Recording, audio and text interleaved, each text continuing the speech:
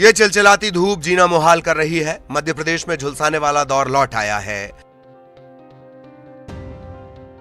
प्रदेश के कई जिलों का तापमान 40 डिग्री के पार पहुंच चुका है। भोपाल में भी गर्मी का सितम जारी है। पारा 40 के पार है।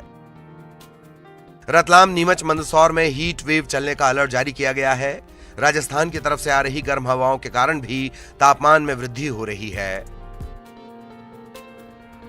भोपाल में पारा 42 डिग्री के पार जाने का अनुमान है।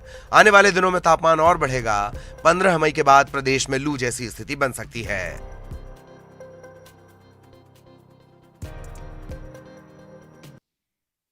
वो महिलाएं लुटेरी थीं, उनके इरादे नापाक थे, नीयत ठीक नहीं।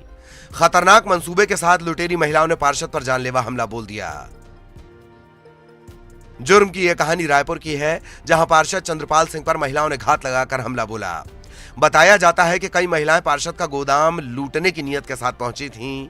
यहां पार्षद के चाचा मौजूद थे, उनकी पिटाई कर दी गई। फिर जब विवाद बढ़ा तो पार्षद खुद पहुंचे और महिलाओं ने उन पर हमला बोल दिया। सूचना के बाद टिकरापारा पुलिस मौके पर पहुंची। मामले की पड़ताल की जा रही है।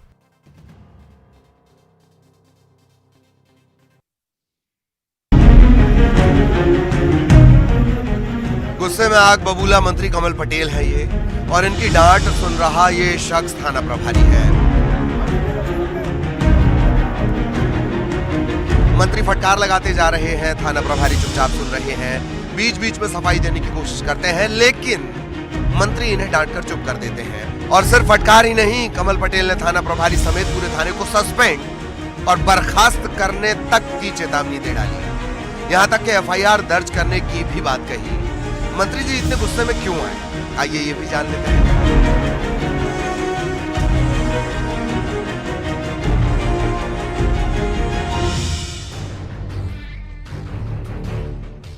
ये तस्वीरें देवास की हैं। यहां से गुजरते समय कमल पटेल की नजर सड़क पर खड़े डंपर पर पड़ी। ये डंपर थाने से महज 1 किलोमीटर दूर 5 दिनों से खड़ा था। सड़क पर बिगड़ी गाड़ी खड़ी है, लेकिन पुलिस ने इसे हटाने की कोशिश नहीं की। इतना ही नहीं, डंपर पर राहगीरों को आगाह करने के लिए रेडियम तक नहीं लगा था। मंत्री ने कहा कि उनके सामने 4 लोग डंपर से टकरा गए। इस लापरवाही पर उन्हें गुस्सा आया और थाना प्रभारी को जमकर फटकार लगाई। इस दौरान थाना प्रभारी सफाई देते रहे, लेकिन मंत्री ने कहा कि ऐसे अधिकारी सरकार की छवि खराब कर रहे हैं। पूरा थाना सस्पेंड नौकरी लायक नहीं है, तो जेल भेजने की एफआईआर होगी तुम्हारी। पूरा थाना तुम्हारे दोस्त है।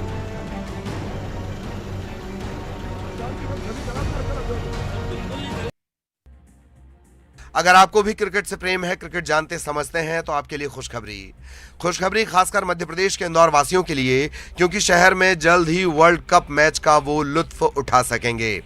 होलकर स्टेडियम को वर्ल्ड कप 2023 के मैच की मेजबानी मिली है। आईसीसी ने स्टेडियम की जो लिस्ट जारी की है, उसमें इंदौर का होलकर स्टेडियम भी शामिल है। 5 अक्टूबर से 19 नवंबर के बीच आईसीसी वर्ल्ड कप 2023 के मुकाबले भारत में होने हैं और अहमदाबाद का नरेंद्र मोदी स्टेडियम, कोलकाता का ईडन गार्डन, मुंबई का वानखेड़े स्टेडियम, दिल्ली का अरुण जेटली क्रिकेट स्टेडियम के साथ साथ इंदौर के होलकर स्टेडियम का भी चयन किया गया है।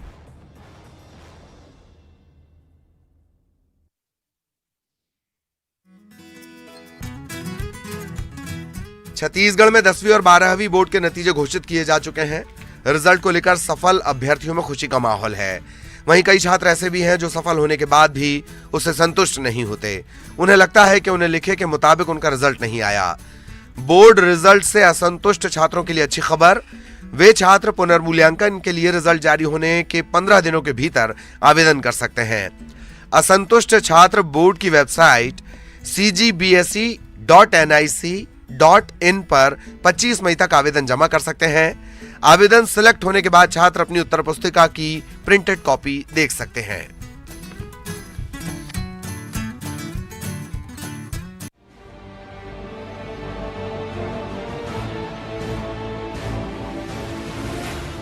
सिस्टम की कलई खोलने वाली तस्वीर नरसिंहपुर जिले से है, जहां गोटेगांव में एक महिला को इलाज के लिए अपने पति को हाथ ठेले पर ले जाना पड़ा। महिला को समय पर एम्बुलेंस नहीं मिल पाई, इसके चलते महिला को ठेले पर ले जाने के लिए मजबूर होना पड़ा। महिला हाथ ठेले को धकेलते हुए गोटेगांव के सरकारी अस्पताल पहुंची तो वहां इलाज भी न मिल सका और जबलपुर मेडिकल कॉलेज रेफर कर दिया गया। लेकिन पैसे के अभाव में परिवार ने जबलपुर न जाने का निर्णय लिया। स्थानीय लोगों की मदद से युवक को निजी अस्पताल में भर्ती करवाया गया।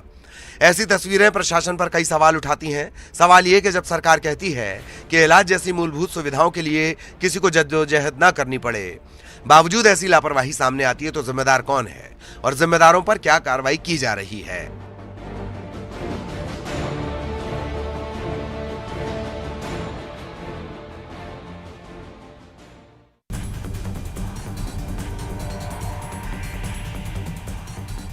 कटनी जिले में सतनाम पॉलीमर प्लास्टिक फैक्ट्री में भीषण आग लगी है। उसे बुझाने में दमकल की 7 गाड़ियां अब तक 69 राउंड लगाकर पानी डाल चुकी हैं, लेकिन आग जस की तस बनी हुई है। आग की जद में आई कई मशीनों सहित प्लास्टिक का सामान जलकर खाक हो चुका है, जिसकी अनुमानित कीमत करोड़ों में आंकी जा रही है। मौके पर पहुंचे कलेक्टर अभी प्रसाद ने बताया कि माधवनगर के इंडस्ट्रियल एरिया में प्लास्टिक की फैक्ट्री में भीषण आग की जानकारी मिली थी। फौरन आग बुझाने के लिए 7 दमकल की गाड़ियां बुलाई गई हैं, जिससे आग पर काफी काबू पाया जा रहा है। हालांकि आग लगने की वजह अभी तक साफ नहीं हो पाई है। फैक्ट्री सतनाम पॉलीमर और गुरु नानक कॉकरी वालों की बताई जा रही है, जो लगभग 10,000 वर्ग फुट जगह पर बनी हुई है। उसके दूसरे मंजिले पर सुबह 6 बजे मशीन चालू करने पहुंचे कर्मियों ने आग का धुआं निकलते देखा।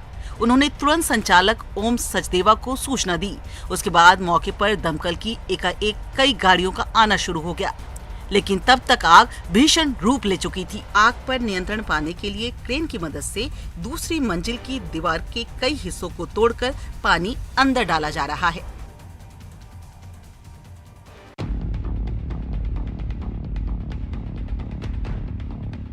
शिवपुरी के नरवर सतनबाड़ा मार्ग पर एक बार फिर बाउंड्री वॉल पर तेंदुआ बैठा हुआ नजर आया, लेकिन हैरान करने वाली बात यह है कि गाड़ियों की आवाज या रोशनी से जंगल में भाग जाने वाला तेंदुआ इस बार टस से मस नहीं हुआ। तेंदुओं को लेकर राहगीरों में दहशत का माहौल है। आपको बता दें कि माधव नेशनल पार्क में काफी संख्या में तेंदुए हैं। इस कारण नरवर रोड से गुजरने वाले राहगीरों में भय बना रहता है, क्योंकि रात के अंधेरे में तेंदुए अक्सर सड़क पर विचरण करते हुए सड़क किनारे बैठे हुए दिखाई देते हैं। जब किसी वाहन की आवाज आती है तो वह जंगल में चले जाते हैं, लेकिन इस बार मामला उल्टा था। दरअसल नरवर कस्बे के रहने वाले संदीप जैन अपने साथियों के साथ कार में सवार होकर शिवपुरी से नरवर लौट रहे थे। करीब 10:30 बजे संदीप कार से अटल सागर बांध पटी घाटी से होकर गुजर रहे थे। इसी दौरान उन्हें रेंज की बाउंड्री पर एक तेंदुआ बैठा हुआ दिखाई दिया था।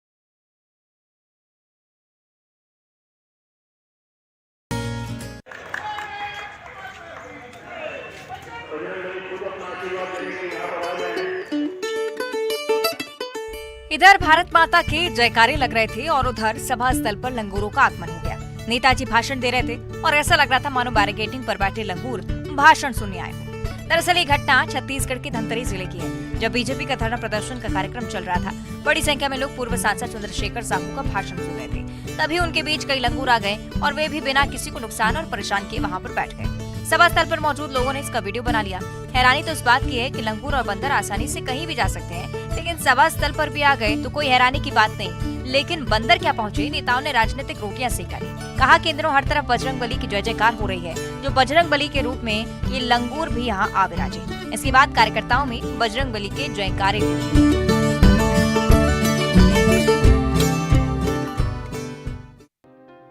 रतलाम में एक नायब तहसीलदार के साथ रेस्तरां संचालक और उसके साथियों ने मारपीट की। इसका वीडियो भी सामने आया है।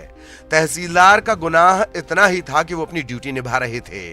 सिंगल यूज प्लास्टिक में सामान की बिक्री की जा रही थी। आसपास गंदगी का अंबार था। तहसीलदार ने गंदगी देखी तो चालान काटने पहुंचे। यही बात रेस्तरां संचालक को नागवार गुजरी और उसने पिटाई कर दी। ये पूरा मामला रतलाम के बड़ावदा कस्बे का है। पिटाई के बाद नायब तहसीलदार मृगेंद्र सिसोदिया अपनी टीम के साथ बड़ावदा थाने पहुंचे और आरोपियों के खिलाफ सरकारी काम में बाधा समेत मारपीट और जान से मारने की धमकी देने की एफआईआर दर्ज करवाई। पुलिस ने इस मामले में मुख्य आरोपी विनोद मालवीय को गिरफ्तार कर लिया है। 2 और लोगों की तलाश की जा रही है। इस घटना को लेकर राजस्व विभाग के अधिकारियों में नाराजगी है।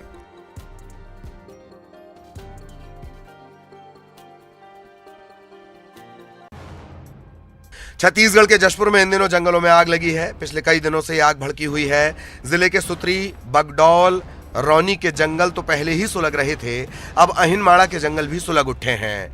आग की लपटें पिछले 3 दिनों से उठ रही हैं। जंगल में आग के कारण वन्य जीवों को भारी नुकसान हो रहा है। पेड़ पौधे झुलस रहे हैं। आग से बचने के लिए वन्य जीव रिहायशी इलाकों का रुख कर रहे हैं।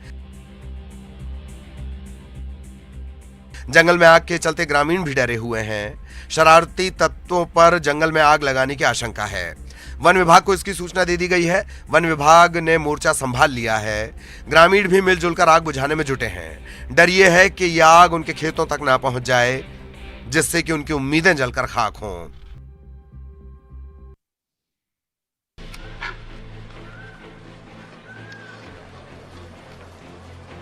जंगल का नजारा, कोयल की आवाज और झाड़ियों में छिपा ये शरीर, इस पर धारियों वाला ये जानवर, जी हाँ टाइगर है। जितना खूंखार उतना ही खूबसूरत भी।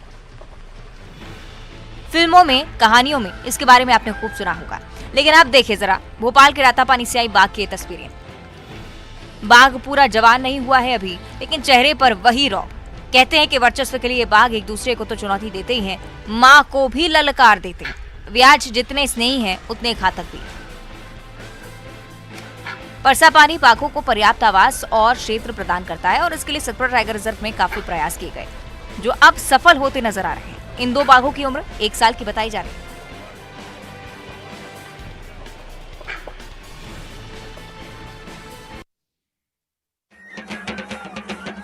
आधुनिकता के दौर में लग्जरी कारों की फौज हेलीकॉप्टर से बारात शान मानी जाती है।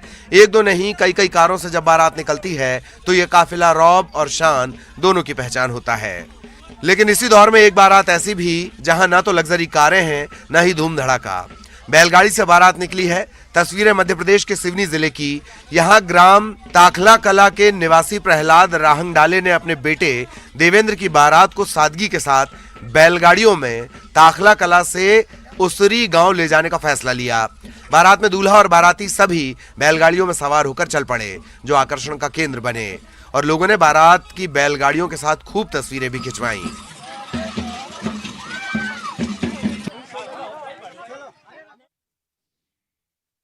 सिगमंड फ्रायड कहते हैं, वर्षों का संघर्ष एक दिन तुमसे खूबसूरत तरीके से टकराएगा। छत्तीसगढ़ के रायगढ़ के एक युवक की कहानी भी कुछ ऐसी ही है। ग्राम कंटा हरदी के किसान मुरलीधर सिदार के बेटे महेंद्र सिदार ने 12वीं के बाद इलेक्ट्रॉनिक ट्रेड में पॉलिटेक्निक की। फिर साल 2013 में आरक्षक की नौकरी मिली। आरक्षक रहते हुए साल 2018 में बीएससी स्नातक परीक्षा उत्तीर्ण किए, जिसके बाद वे राज्य प्रशासनिक सेवा की तैयारियों में जुट गए। आगे संघर्ष जारी रखने की प्रेरणा भी छोटे भाई से मिली, जिन्होंने 2014 में पीएससी की परीक्षा पास कर कोंडागांव में आबकारी विभाग के सहायक आयुक्त बने। मेहनत रंग लाई और 10 साल से पुलिस में सेवा देते हुए महेंद्र सिदार ने वो कर दिखाया जो मिसाल बन गया है। आरक्षक महेंद्र को पीएससी 2021 की परीक्षा में 14वां स्थान हासिल हुआ है। चौथे प्रयास में सफलता के बाद अब महेंद्र डिप्टी कलेक्टर बनेंगे। इस सफलता के बाद पुलिस के जवानों ने उन्हें बधाई दी। परिवार में जश्न का माहौल है। भीषण आग की ये तस्वीरें मुरैना जिले की है। कैलारस थाना इलाका में आधी रात का वक्त और दुकान से उठी चिंगारी। देखते ही देखते ये चिंगारी शोले में तब्दील हो गई और करीब 10 दुकानों को अपने जद में ले लिया।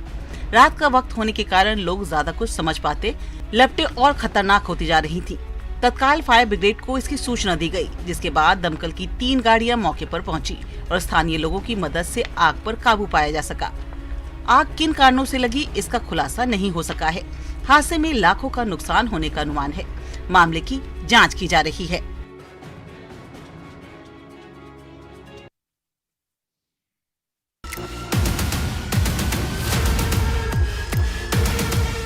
मध्य प्रदेश में अतिक्रमण के खिलाफ एक्शन जारी है। बुरहानपुर के बाद अब खंडवा जिले में वन अमले ने कार्रवाई शुरू कर दी। खंडवा जिले के गुड़ीखेरा के जंगल में फॉरेस्ट विभाग ने कार्रवाई की। सैकड़ों की संख्या में फॉरेस्ट विभाग के अधिकारी, कर्मचारी, पुलिस विभाग की टीम, राजस्व विभाग की टीम जंगल पहुंची। अधिकारियों के आने की भनक लगते ही अतिक्रमणकारी मौके से फरार हो गए। जिस निर्माण के जरिए अतिक्रमण की कोशिश की जा रही थी, उसे तोड़ने का काम शुरू कर दिया गया। इस कार्रवाई के बाद माफिया में हड़कंप मच गया है।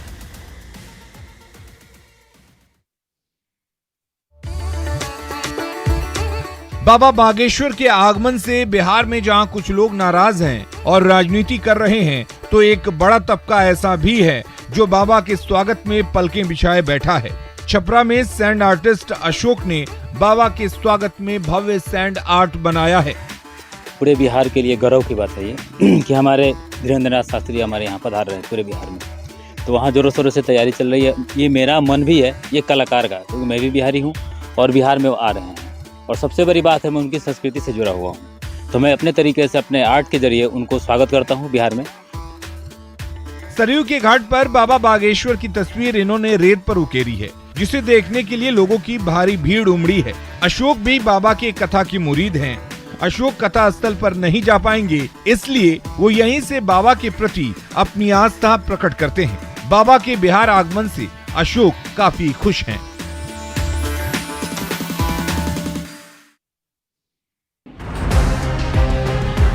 गया के नक्सल क्षेत्र के बच्चे आर्मी जैसी ड्रेस पहनकर स्कूल आते हैं। सुनने में अटपटा लगेगा, लेकिन ये सच है। गया के नक्सल प्रभावित इमामगंज इलाके के लोक कल्याण इंटरनेशनल स्कूल में छात्र छात्राओं को आर्मी जैसी पोशाक में देखा जा सकता है। कई निजी विद्यालयों में तरह तरह की ड्रेस पहने जाते हैं, लेकिन इस विद्यालय में बच्चे आर्मी जैसी यूनिफॉर्म पहनते हैं। 2 डेज इसे पहनते हैं, वेडनेसडे एंड सैटरडे को। और मैं यहाँ तकरीबन 5 साल से पढ़ रही हूँ और I want to become IPS officer. School के प्रिंसिपल बताते हैं कि इसका मकसद बच्चों में देशभक्ति के जज्बे के प्रति झुकाव दिलाना है। साथ ही आर्मी जैसी यूनिफॉर्म पहनने का एक मकसद और भी है कि बच्चों को एक सैनिक की तरह मजबूत बनाया जाए। इस विद्यालय में नर्सरी से 7वीं कक्षा तक की पढ़ाई होती है और सभी कक्षा के बच्चे सप्ताह में 2 दिन आर्मी जैसी यूनिफॉर्म पहन कर आते हैं।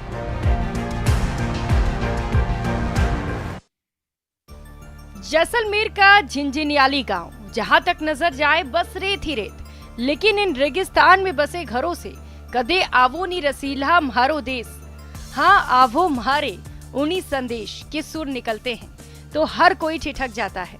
इसी रेगिस्तान के आंचल में पल रहे एक कलाकार के सुरों ने पूरी दुनिया में तहलका मचा दिया है। जी हाँ, सिर पर साफा बांधे 7 साल का छोटू खां अनूठे अंदाज में सिर और हाथ हिलाते हुए जब गाने गाता है तो सभी दांतों तले उंगली दबा लेते हैं।